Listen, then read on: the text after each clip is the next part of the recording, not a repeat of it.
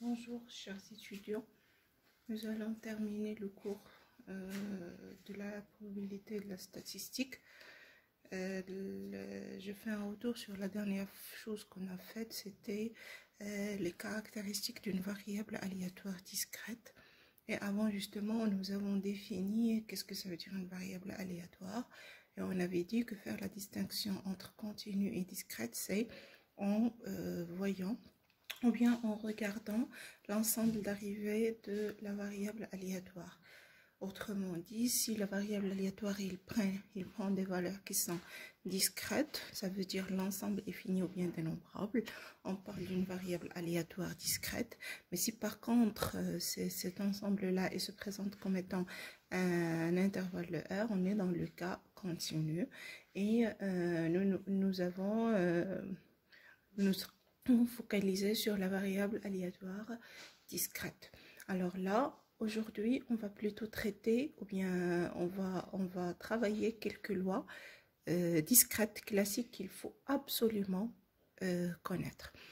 Alors, pourquoi il faut les connaître? Parce que souvent, les phénomènes qui existent dans la nature, ils ont quand même un comportement qui est parfois presque le même, et donc on a intérêt à déjà maîtriser ces lois pour voir est-ce que c'est le modèle probabiliste qu'il faut utiliser.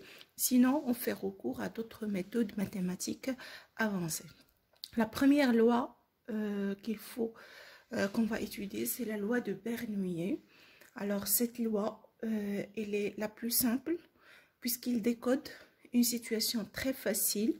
C'est une expérience pour laquelle on cherche un succès ou bien un échec. Ça veut dire le ressort de la variable aléatoire ou bien de l'expérience aléatoire, ça concerne deux états. Un positif et l'autre il est négatif. Un exemple, c'est par exemple, on veut savoir si une personne elle est fumeuse ou non. Donc, qu'est-ce qu'on va faire? On va codifier fumeuse par exemple par 1 et on va codifier non fumeuse par 0.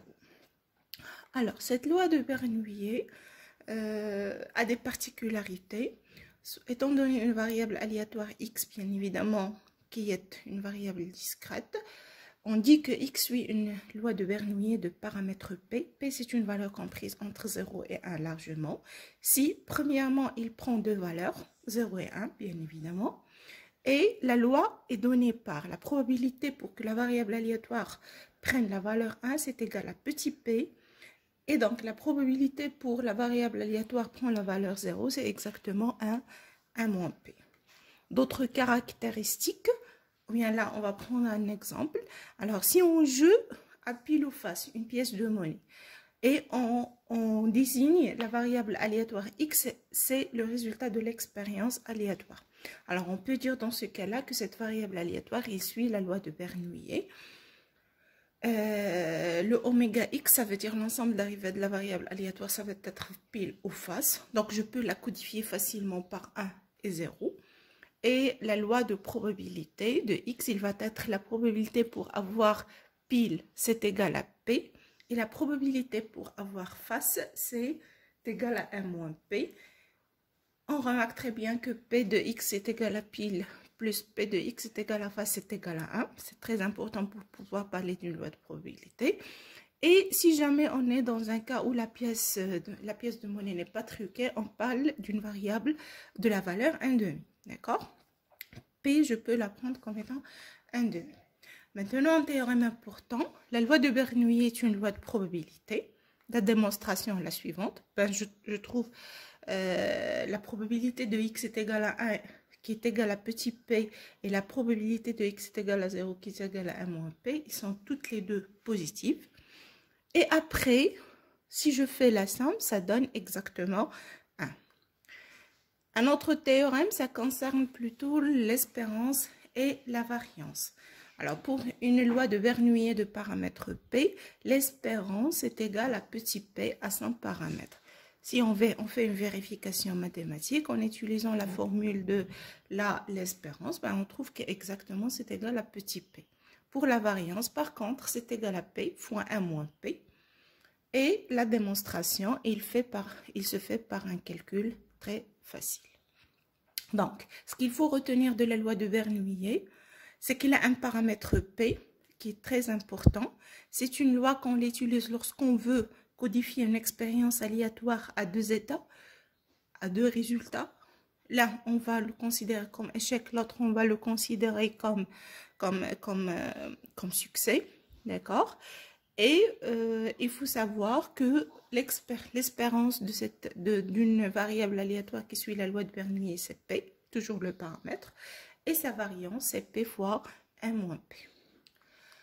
Maintenant, une autre loi importante, c'est la loi binomiale, le paramètre dans ce cas-là, N et P. Qu'est-ce qu'il modélise cette loi binomiale? Cette loi, elle s'utilise lorsqu'on répète une même expérience aléatoire plusieurs fois de suite et que l'on s'intéresse au nombre de succès ou d'échecs obtenus. Nous avons une expérience aléatoire, on la pratique, ou bien on la manipule une fois, mais pour pouvoir dire que la variable aléatoire suit la loi binomiale, il faut qu'il doit être répété plutôt plusieurs fois. Alors, une variable aléatoire x suit une loi binomiale qu'on note généralement grand P, NP. N et P, ce sont ses paramètres. N, il appartient à N, à l'ensemble des entiers naturels. Et P, c'est une valeur comprise entre 0 et 1. Alors, cette variable aléatoire, il prend toutes ces valeurs dans l'ensemble oméga x de 0 jusqu'à n, d'accord? Et sa loi de probabilité, il est donné par, chaque fois que je prends une valeur entre 0 et n, p de x est égal à k, c'est égal c de k parmi n fois p à la puissance k fois 1 moins p à la puissance n moins k. Alors,